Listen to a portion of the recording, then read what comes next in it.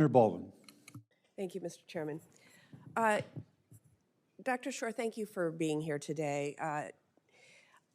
I've had a lot of constituents visiting me recently, and I often ask, how do you use AI in your work? And I've heard some fascinating examples of how AI can be used to benefit workplace tasks, as well as a lot of concerns about AI's potential to eliminate jobs.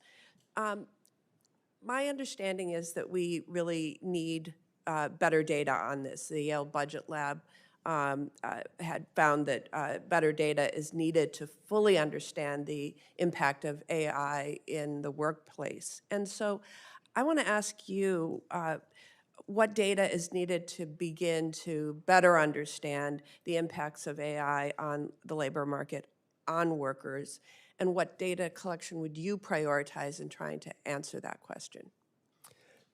Thank you, Senator, for your question.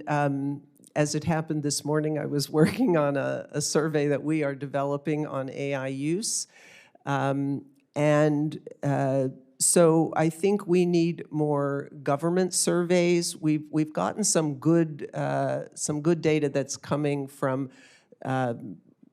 independent, academic researchers on the extent of AI adoption, but we're going to need a lot more about what's going on. I think one of the things we need to do is figure out the relationship between AI adoption and layoffs. And so to figure out how much of the job loss that we're experiencing is due to AI. One thing we are seeing is there are companies who are saying AI is the reason they are laying off workers, but it may not be, because that's it's a fairly socially acceptable reason for laying off workers. So more detail on how AI is being used and detail on job loss, and putting those two things together would be really useful. Okay, thank you. President Aramayo, I applaud Unite here for being forward-thinking about how to include workers in the conversations regarding AI, and I totally agree that workers must have a seat at the table regarding discussions about AI in their workplaces.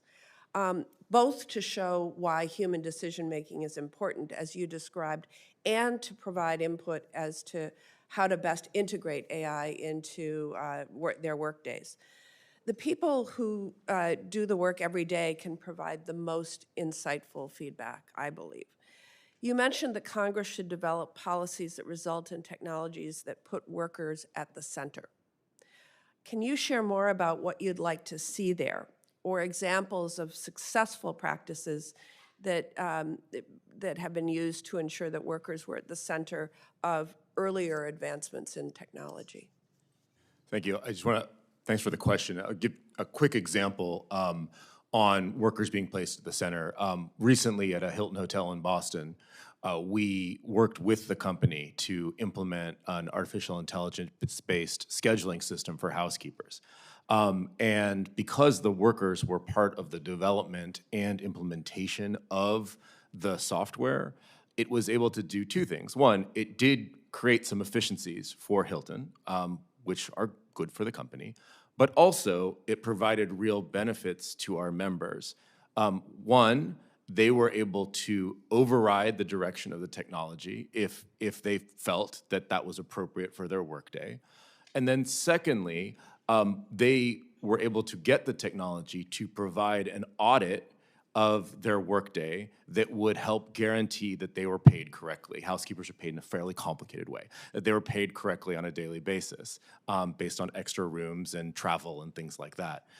So I think that's a good example of how if a company and workers work together, you can actually find a good solution. I think similarly, when we've had discussions around, I raised the example before of the elimination of phone operators. When we've been able to engage in discussions about how important that work can be, both from a customer service and public safety element, we've been able to figure out how to prioritize these kind of systems working in a way that will actually work for human beings as well. And I'm happy to give further examples on that. Thank you. don't believe I have a time for a third question, so.